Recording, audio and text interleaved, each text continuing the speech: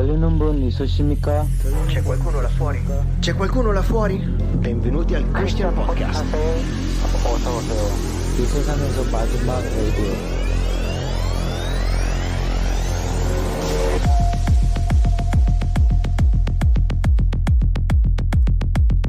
Oh yeah, my friends, it's another beautiful day in the neighborhood.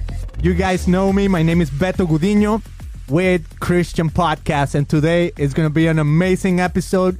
We're going to talk about a little bit about the benefits of social media fasting. That's like the overall goal, but we're going to have an expert, a sociologist, talking with us about like how distressful digital technologies can be in our lives. So I'm so excited for this conversation we're going to have today. But before we do that, I want to read a paragraph from the author's book. And the book is right here. I have it in my hands as you're looking at it right now. It's called Restless Devices. And like I always say, I do kind of judge a book by its cover. And this one was like, man, I love it. It's like there's a hand that's disappearing. The device itself, it's transparent. So you can see your own hand. And it's almost like behind the device, there's a human. Like you should be able to see your humanity beyond the device itself. So it's so cool. But then it's kind of like disappearing into like ones and zeros, or kind of like the digital world. So it's so good. So I want to read this excerpt that I think I'm going to try a new thing here on the show. So we'll see how it goes. If you guys are ready, set your minds on this, okay? I want you to be a little zen right now. Okay, let's breathe in. Breathe out. And the point is that as I read this, it's even going to bring some sort of dissonance in your mind. Okay? I hope so. Here it is. Page 22. Life is constantly being lived elsewhere, as our bodies are in one place, but our minds and consciousness reside focused on the stuff of our screens. Our collective consciousness is increasingly one in which no matter where we are or what we are doing, we feel the need to catch up. To catch up on our emails, texts, social media feeds, the news of the day. The internet used to be out there in an exotic frontier called cyberspace. Now the internet is very much in the mundane of our kitchen counters and living rooms, lubricating our social lives and infused into our daily rhythms and habits of being that the comparison of real in virtual from the 1990s simply doesn't make sense anymore.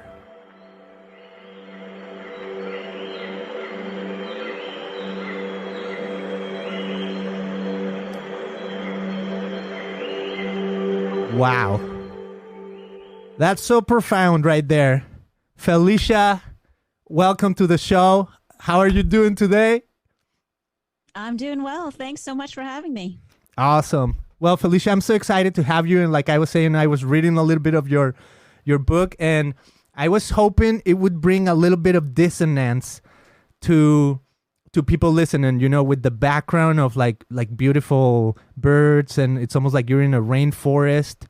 Mm-hmm. And the reality that social media, it's like a part of our daily lives, daily rhythms. It's in our kitchens. It's sometimes in our fridges. It's everywhere. It's in our hands. It's almost like we can't even detach from it.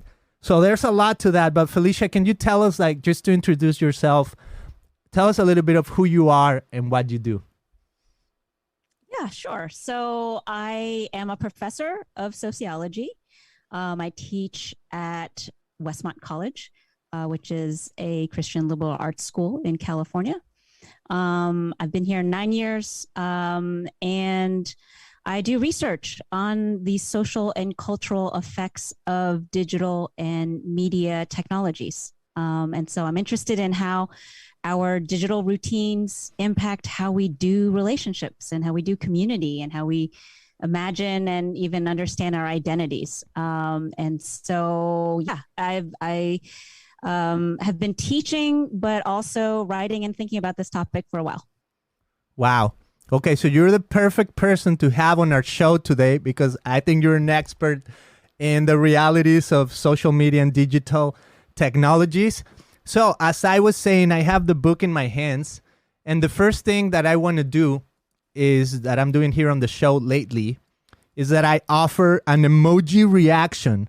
So I have emojis that range from blasphemous to divine, and there's like 3 more in between.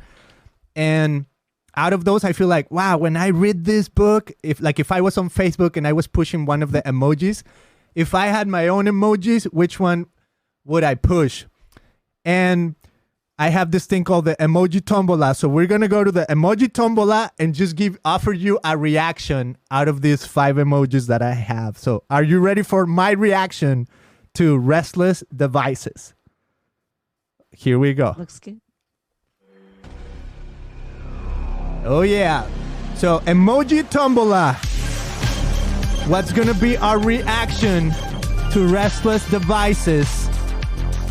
It's a holy emoji.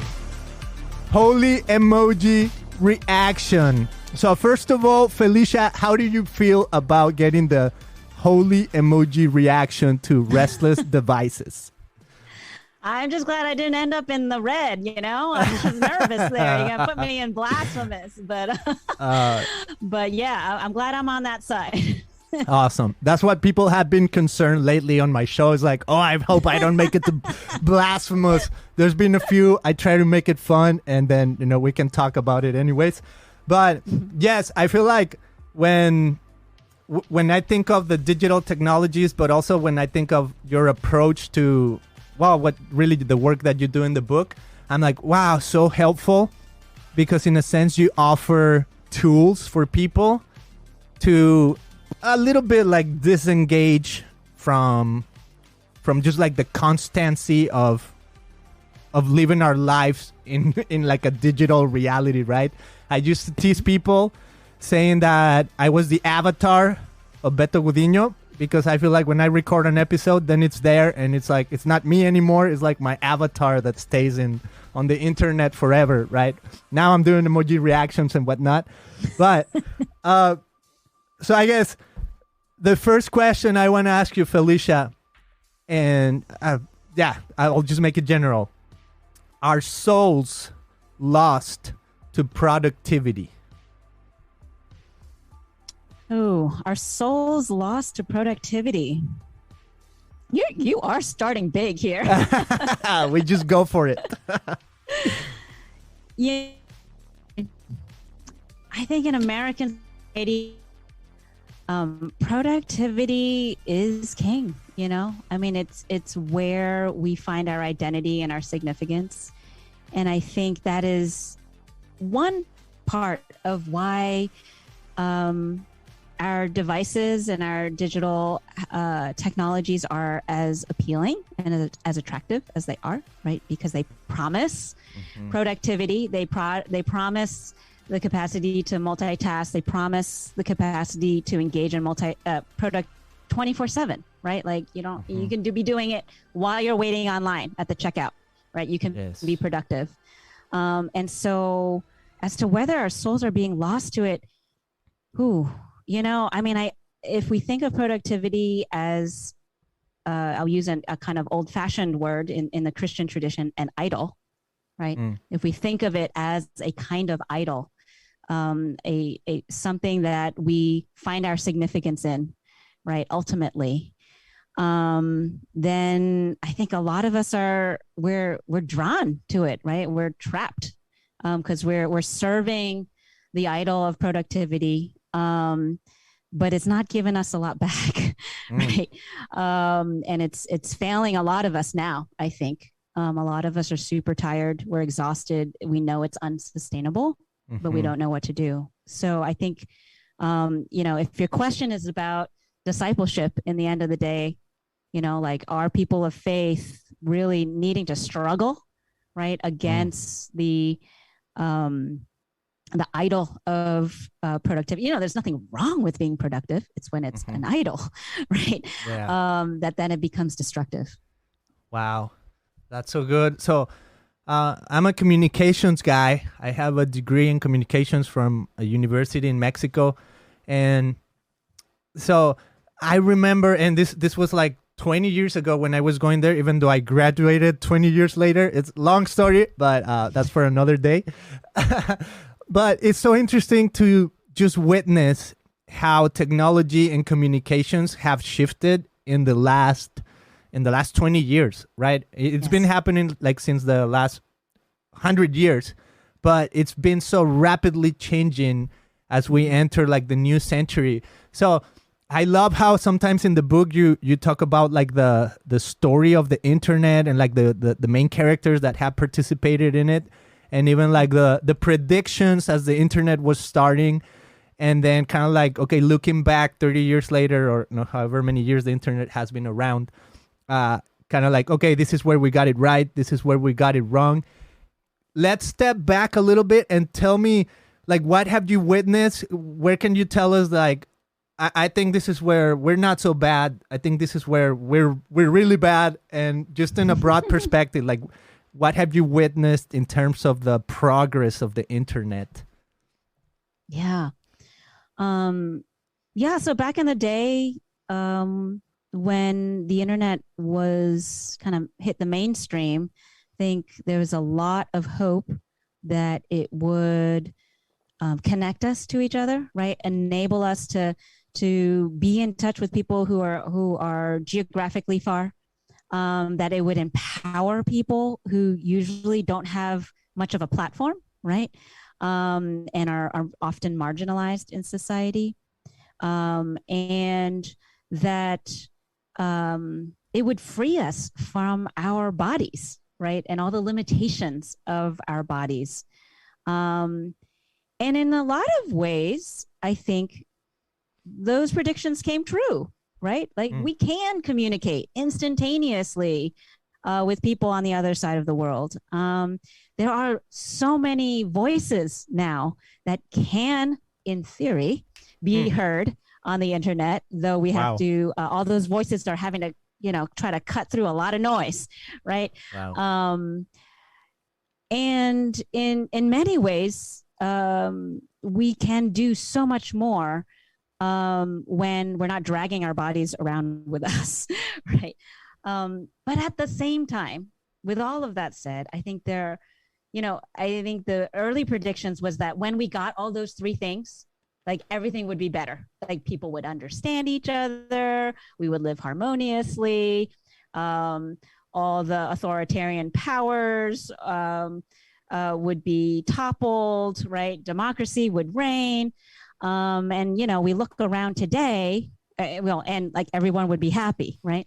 We look around today and we're like, wow, geopolitically, it's a total disaster around the world. Interpersonally, right? A lot of people actually feel incredibly lonely, right? Even though we have these connections with people online. And even the marginalized voices, right? Even though there are ways to gain voice and gain platform, it's still incredibly challenging when you're up against other institutions that have a lot more resources in a lot of different ways. And so I think there is definitely benefits. There's no way around that, right? To our new digital lives. But the costs that we experience and the costs that so many of us, I think, increasingly feel are very real also. Mm-hmm. Wow, that's so good. So some of the,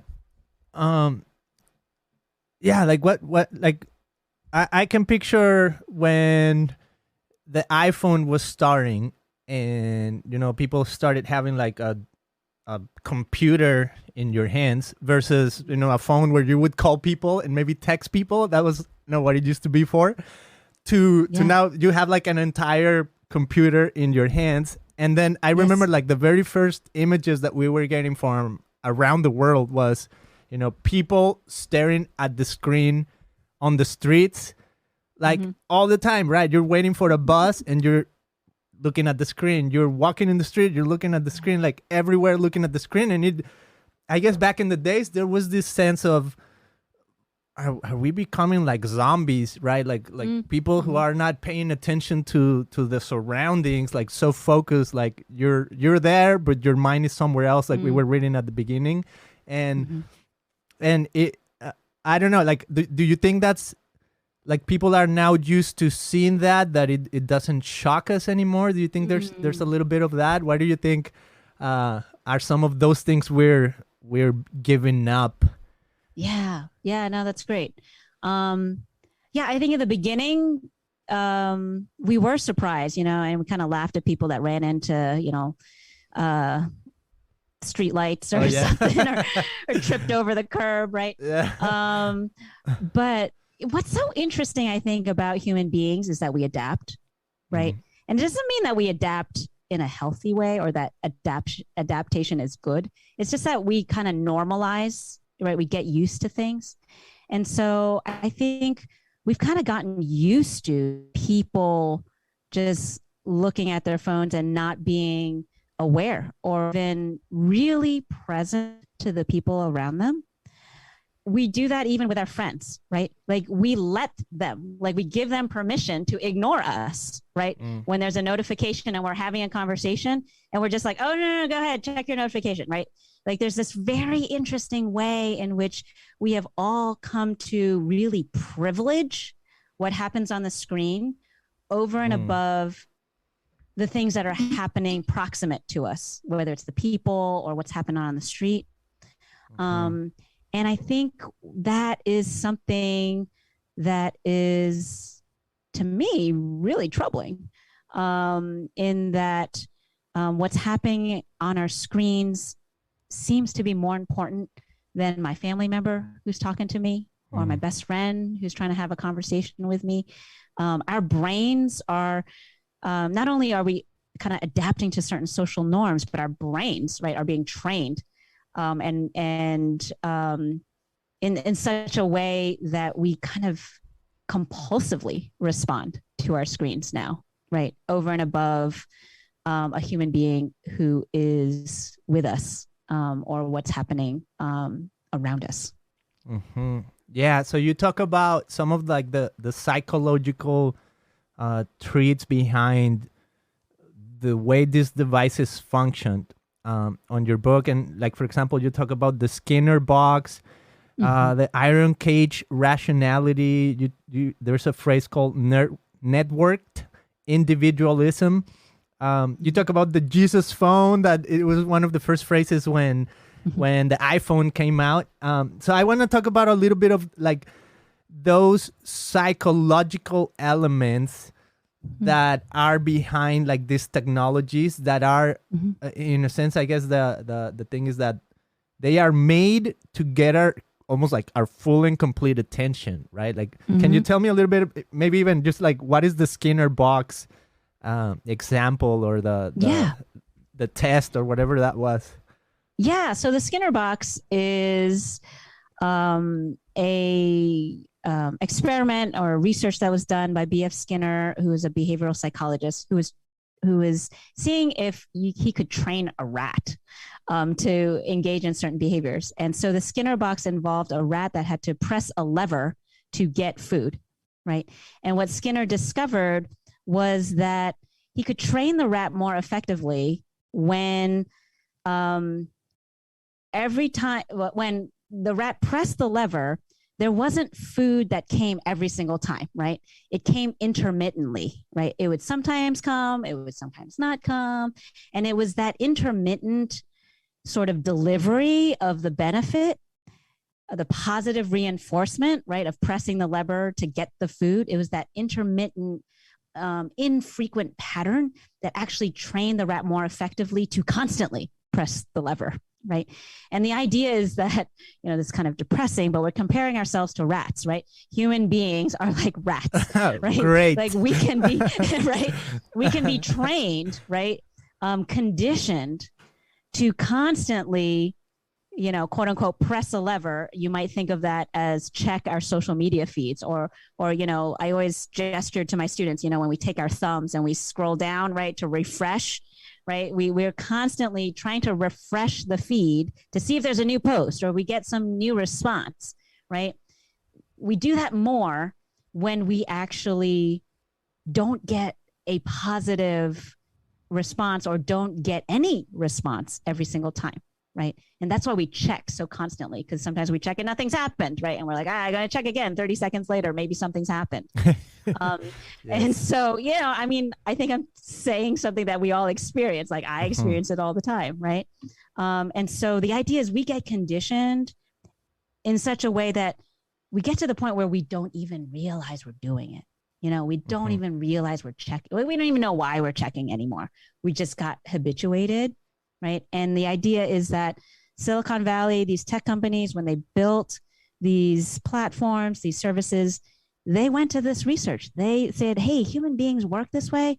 Let's build something that has the same kind of intermittent positive reinforcement so that people will keep coming back, and we can train people, right, to constantly be checking our sites and our services. Wow. So we are rats. We are like rats. Let's say we are like rats. We behave like rats, basically. Thank you, Skinner. Okay. So, there's a lot that I want to cover, but I guess another fun phrase that you used in the book was the Jesus, that some people were referring to the iPhone as the Jesus phone, but then also almost like this comparison with maybe as Christians or people of faith or believers, almost like this comparison, like, wow, who is the Lord now, right? Like this device that's getting my attention so much, is it really becoming almost like an idol or my Lord? Can you elaborate a little bit about what that phrase, the Jesus phone, means to you, or how you approach it? Yeah, sure. So when the first Apple fans bought the iPhone, I think it was a 4 or 6, they called it the Jesus phone because they're just amazed by it. They're like, wow, it does everything, right? And so it's just a fun name. But I think for people of faith, it's actually really powerful, ironic type of name, because I think it is very similar to one's relationship with Jesus, in that when we do let the device into our life, right? Gradually it seems to transform us, right? Like nobody's forcing us to check our email, check our text messages. No one's coercing us to do that, right? But gradually, when I look through the years of my relationship with my phone, it's like I've used it more and more in my life. I've let it enter into more and more parts of my life, right?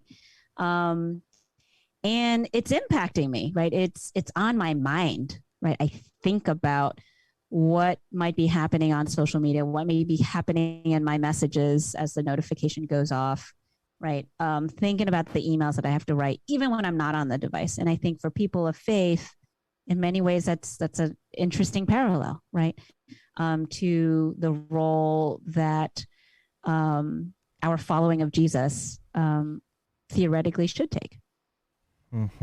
Wow, that's so good. And I want to talk in a little bit. I want to talk about almost like you call it the theological anthropology, and maybe we can get a little bit more into like the theological elements of these ideas. But first, there's a phrase that you have on page 19 that I thought, this is so good. It says, most prominently, being connected today is closer to a state of consciousness, a human condition, than a discrete behavior.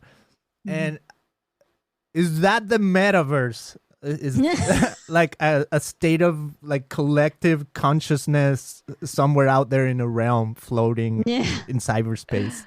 Well, when I was writing the book, the metaverse wasn't really on the radar yet. I wasn't quite thinking about the metaverse I think I was more interested in the ways that we tend to think about our relationships with our devices in terms of when we're actually looking at our screens, right? Like when we're actually looking at our phone, or we're looking at our Apple Watch, or whatever it might be, right? But I want to argue that it's not simply the times when we're actually picking up the phone and looking at it that is impacting us. In fact, we are a part of our spirit, a part of our consciousness is actually already dedicated to wondering, to worrying, to planning what we're going to post, right? Or what someone has already said about our post. And it's so deep in such a way that, here's an example. You see a beautiful sunset, right? And automatically, what do we do now? We don't actually look at the sunset and just take it in. What do? We take a picture of it and we post it, right? And it doesn't look as good. Never. Yeah, it never does, right? But it's sort of like we have come to become people who think that to appreciate the sunset, actually to do that is to post it, right? And so that suggests that we're constantly already in that space, even when we're not even looking at our screens. Wow. And we do it, right? We're all culpable of doing these things. And the thing is there's that desire, like you were saying, of connectivity, of, this is the promise of the digital technologies that we are now. And I'll talk about it in a little bit, when you talk about boredom, but almost like this promise of we can all be in that connectedness. And it's just so interesting, like the good side of it is we do want to share something that's beautiful. We do want to share something we're experiencing that it's meaningful, and that we think, everybody should experience what I'm experiencing because it's meaningful, right? But it's almost like the more you do it and the more it's out there. Like the perfect example, I love going to concerts. It's nobody's enjoying the concert anymore. Everybody's on their cell phone, taking the video of the guy performing. Are you guys there to have a video so that you can watch it later, or just put it down and let the music move you and touch your body and flow through you? But it's so common, right? Every single person is on their phones lifting it up, and wow, there's a lot right there. So I love how you said any sustainable change in the digital landscape will require collective and organizational effort. And then I wrote this phrase. It might be from your book because I didn't put the page, but it says I just read that. Maybe what we need is not so much more knowledge about technology, but more knowledge and understanding about being human. And I think that's where the theological anthropology has a role to play, right? So can you, now that we know, we're all using these technologies, it's in a sense it's damaging our relationships. How does this is it academy or whatever it's theological anthropology, how does that have a role in maybe helping us bring this collectiveness effort, or this collective effort to be human again?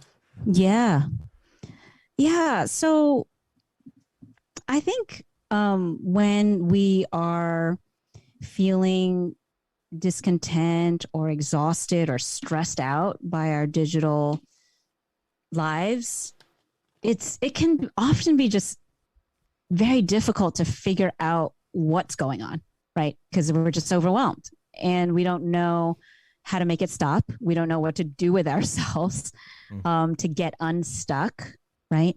Because like you said, everyone's doing it, right? And there's no models, right? To what am I supposed to do when I go to that concert and everyone's recording? How do I be the person that just listens? How do you actually do that? And I think some of it, right, or a big part of it is rooted in needing to come to grips with what kind of life we actually want to live, right? And I teach college students, and one of the questions I ask them when I teach this class called Internet and Society, and we're talking about these issues, I say, hey, you guys are young now, lots of opportunities before you, but when you get old, right? When you get old and you're looking back at your life, what do you want to see? Right? Yeah. What do you hope that when you look back, what do you hope to see? And I tell them, and I bet you none of you are going to be like, oh, I hope when I look back, I'm going to see this, social media presence where I had all these followers, or I spent all this time, texting, whatever. Like, that's not what all of us are like. When I look back, I want to see my really beautiful relationships with my family, with my friends, meaningful experiences, like adventures around the world, right? Like, those are the things that we all talk about. And that when we answer that question, what do I hope to see when I look back at my days when I'm old, right? That starts to get at the question of, what do we think being human really is, right? And this fancy term, theological anthropology, is just fancy language for saying it's a study of what do we think it means to be human. That's the anthropology part, in relationship to the divine, to God. That's the theological part, right? So when we are taking into consideration, right, the reality of God, what do we think being human actually means, right?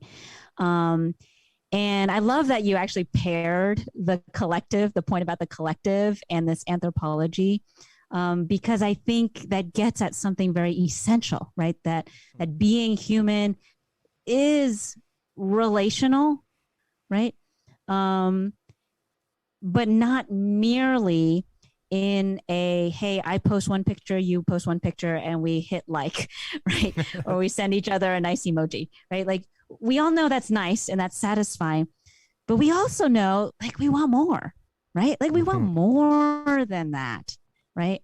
And when people have great relationships online, and when they're finally able to be in person together, spend a weekend together, right? It's not always perfect, but usually it's better, right? Right? A lot of times we're like, this is it, and even when it's not great, even when it's hard sometimes in our relationships with each other, and we struggle through them, there's still meaning in there, right? As we work through those struggles together, right? And so I think when it comes to figuring out, well, what do I do with my digital life? How do I change it in such a way that I'm not so stressed out or I'm not exhausted? It has to start with, what do we think being human is? Do we think it's about relationships? Do we think it's about being in our bodies, right? Do we think it has something to do with being in relationship with God, the divine? And if so, if we check yes on all those things, then the next question is, well, what are we going to do about it? Like, how am I going to start living in a way so that when I'm 80 or when I'm 90, I look back, I'm actually like, hey, that was all right. Like, I lived the way that I really hoped that I could. Wow. I couldn't agree more, because so, for example, this is my own confession, and I love how even in the book you almost like introduce the book by saying that a lot of people come to you to confess because they find out that you work in this realm of social media and the devices and technology and sociology. So, anyways, my confession is, yes, I feel like when, for example, Instagram started, whenever, like 13 years ago or so, or 10, and my goal was like, what a cool place to start posting pictures, and this could be my album of pictures that when I look back, okay, this has been my life. And I think there's still an element of that, but then I thought, as things have progressed and now there's way more apps, way more social media opportunities with all kinds of stuff, right? I was like, okay, the Instagram is not going to be around forever. The people are going to come up with a new invention. People are going to bring like the greatest and latest. And then all these pictures that I'm thinking, this is where I'm going to look. And then at some point, even Instagram said, you know what? You don't own your pictures anymore. Yeah. Now we own your pictures. It's like, okay, I can even download my pictures in a good resolution anymore because they're not mine anymore. So I kind of like gave that up and realized there's got to be a more analog way to do these things. So that's my confession. And I want to talk about, you talk about almost like life hacks as like, okay, as humans and we're becoming so, like I was saying, what was the first thing I was saying? That we are losing our souls to productivity, right? So it's almost like this sense of like, oh, whatever life hack that can make me perform triple and be better at this or be better at that, I'm gonna pursue it, and so you have this. Well, I want to talk about the Trinity too, but first, you have a saying from Hannah Arendt, and it's about the launch of the first satellite, and she was saying that it's like a rebellion against human existence as it has been given, a free gift, which he wishes to exchange as it were for something he has made himself. So almost like this idea of life hack of, a satellite is going to make us better. It's going to make us connect. And this was from like 1958 or something, right? When this person wrote this. So way before, like all these internet capabilities and whatnot. But tell me a little bit about these life hacks where it's almost in the sense of like rebellion against human existence as it is. Yeah. So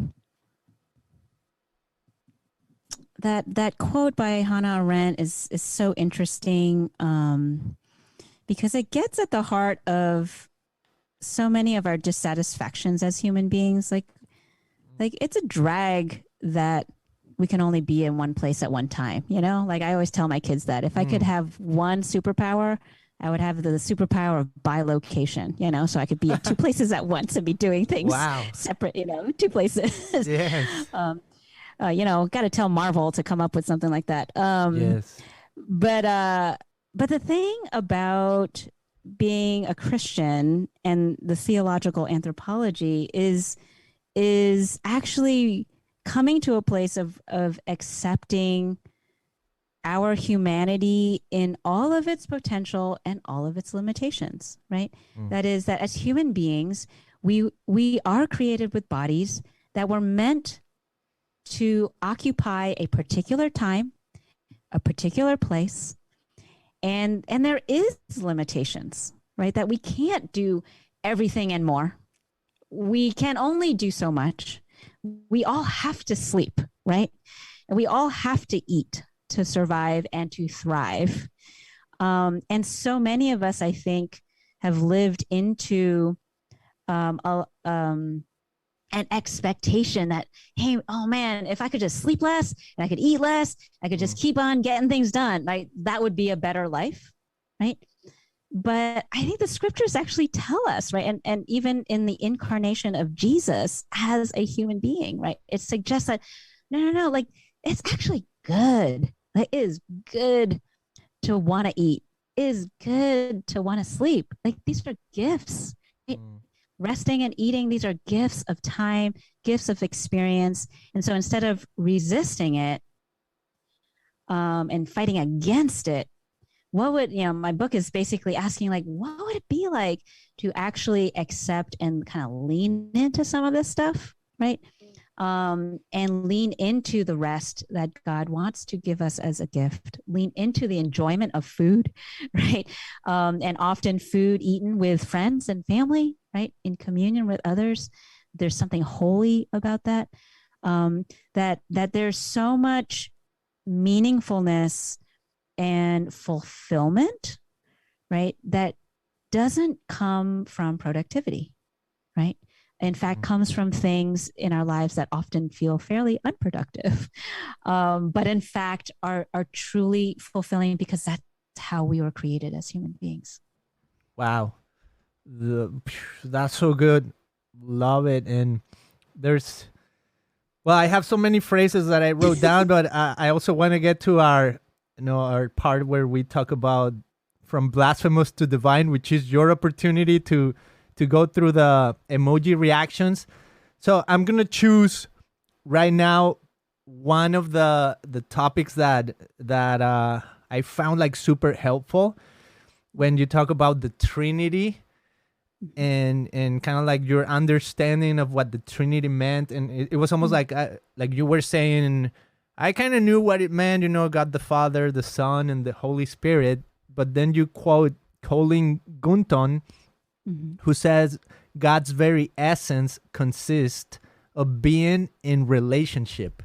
Like the Trinity, like that's the essence of what it means to be a triune God, that he is in relationship. And if therefore we are created in his image, well, there's a sense of like our essence should be relationship too, right? So I think to me, like that sum up like the whole theological argument is like, oh, oof, that's solid. So can you tell me a little bit about what it meant for you to discover what the Trinity is in that relationship realm? Yeah, I grew up in a space where talking about the Trinity was just some sort of like philosophical kind of debate, kind of like, well, how do you get three things in one? And, batting around the philosophical, logical boundaries of that. And when I came to discover that, to think about and to imagine the Trinity as not merely a philosophical problem to solve, but actually this really beautiful picture of relationality, right?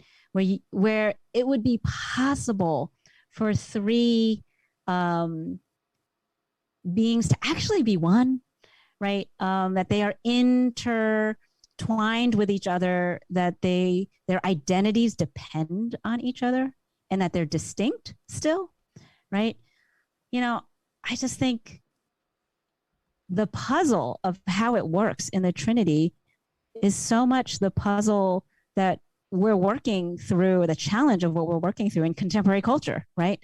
It's just like, how do you let people be distinct, different from each other, and still be in unity, right? I mean, that's the question of the church, right? That's like through the ages. It's just like, how do you let people be of different cultures, be of different ethnicities, be of different political ideologies, and still be unified, right? And the Trinity says, well, this is actually what it's about. You don't require everyone to become homogenous, right? To be the same, to do exactly the same thing. But it's actually needing to let each other be fully who they are in their diversity, right? In their particular identity, right? In Christ, that we can experience actually what being in relationship with God is, right? And so I think to me, it's exciting, right? It's sort of like, wow, it gives me hope, right? That we have a God that understands difference, that actually lives into that and finds more fulfillment, right, out of difference than sameness. That gives me hope. Wow, so good. Well, thank you for elaborating on that. And yeah, that was one of my favorite. I think it spoke to me personally, like, oh, what a great like vision of how the Trinity works and how it can be reflected in us as humans. And so I have there's a phrase by one of the bands I love named Kings of Leon, and they have this phrase in one of their songs that says, "Take the time to waste the moment. It's almost like a paradox right there, right? Like an oxymoron, like take the time to waste the moment. But in this, I guess this is, before we go to the emojis, what would be one of the main benefits? Like I know, for example, like you talk in the book about like giving up Facebook, right?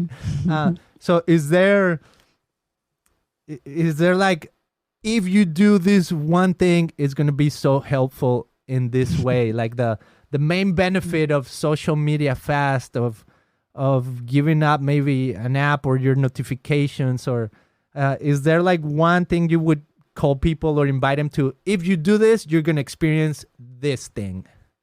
Or is there too much? Well, I do shy away from prescribing a plan, right? Because I do think we are really different. Each of us has really different relationships with technology, and we're drawn to it in different ways, which is why in the book I suggest experiments.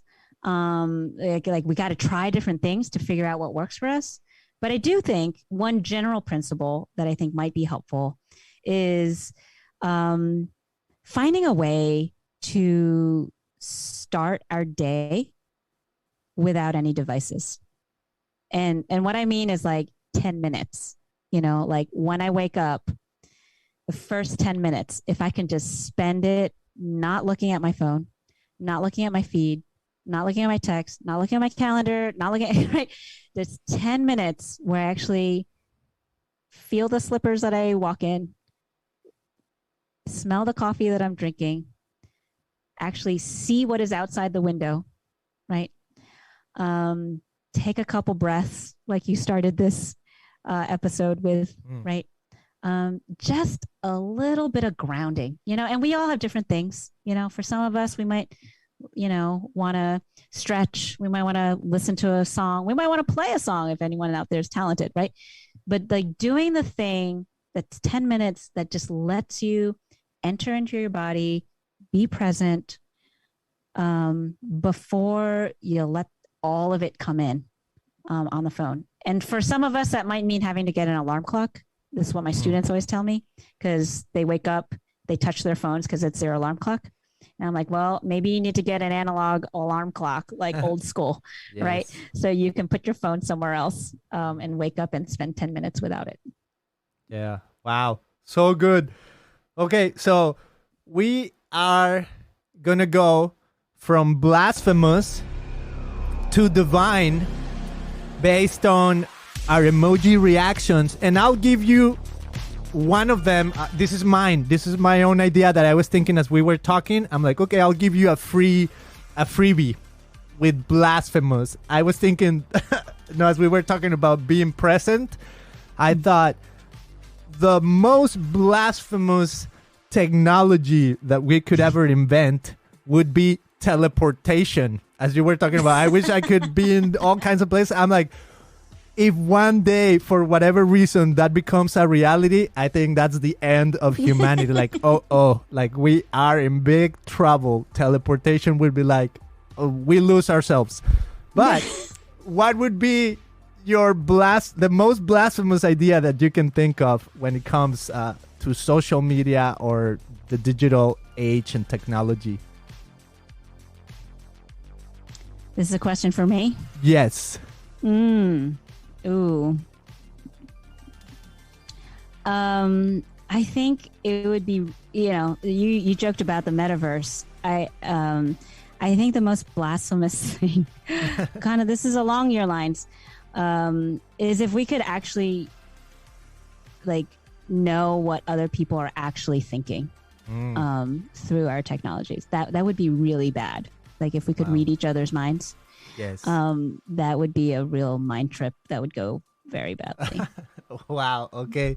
Good. That's blasphemous right there. A skeptical idea, or what are you skeptical of when it comes to the digital age and technology and devices?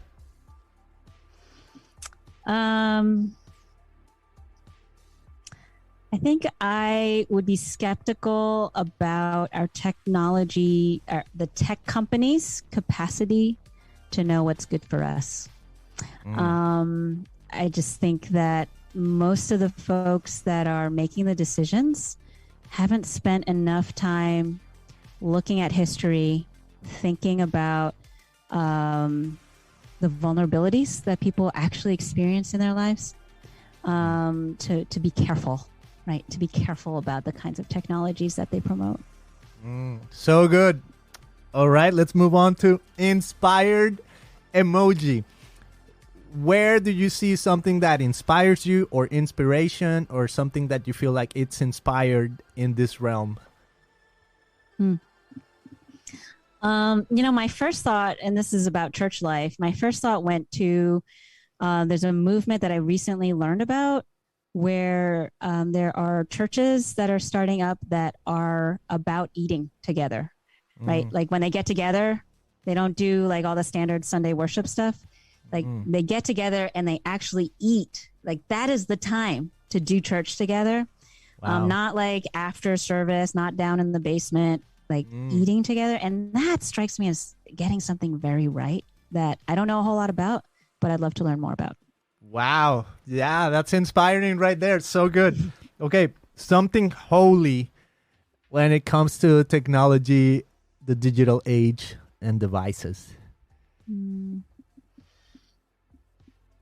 Can I say that when we actually set it aside, we might actually experience some holy moments sometimes. So the abstinence.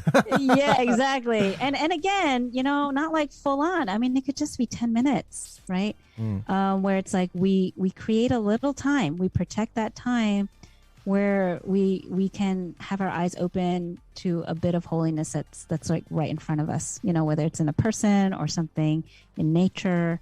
It's just right there. Wow. So good. Yeah. I love it, love it, love it, love it. Okay. So the last is divine. What is like the most divine idea when it comes to social media, digital age, technology? Ooh.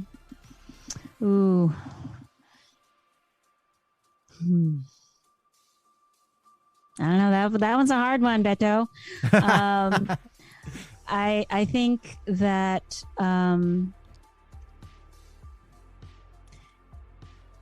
there are a lot of good intentions that our technologies have been created for. And that's what makes it so tricky.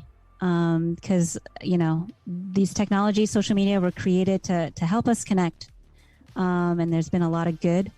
But at the same time, I think it is in our over-reliance and in the ways that these technologies have been designed to condition us to over-reliance, that we kind of lose an appetite for the divine, actually, which is kind of scary to me.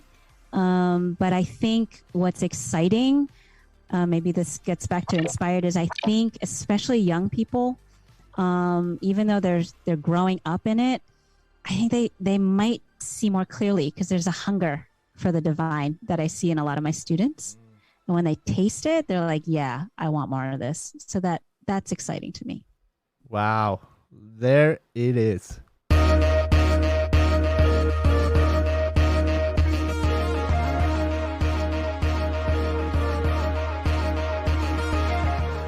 Wow, my friends, what a ride. What an amazing episode with Felicia. Felicia, thank you so much for your time. Thank you for being on the show. Can you point people to, where they can find your book, your work, get to know you a little more maybe? Not on Facebook, of course.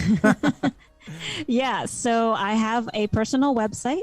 It is FeliciaWuSong.com. You could also find me as a faculty member at Westmont College. That has the same sort of link. But the book's being sold at all the regular places. You could also find it directly from InterVarsity Press, where it's published. Love it. Thank you so much for being on the show. Thanks. It's been great. Thank you.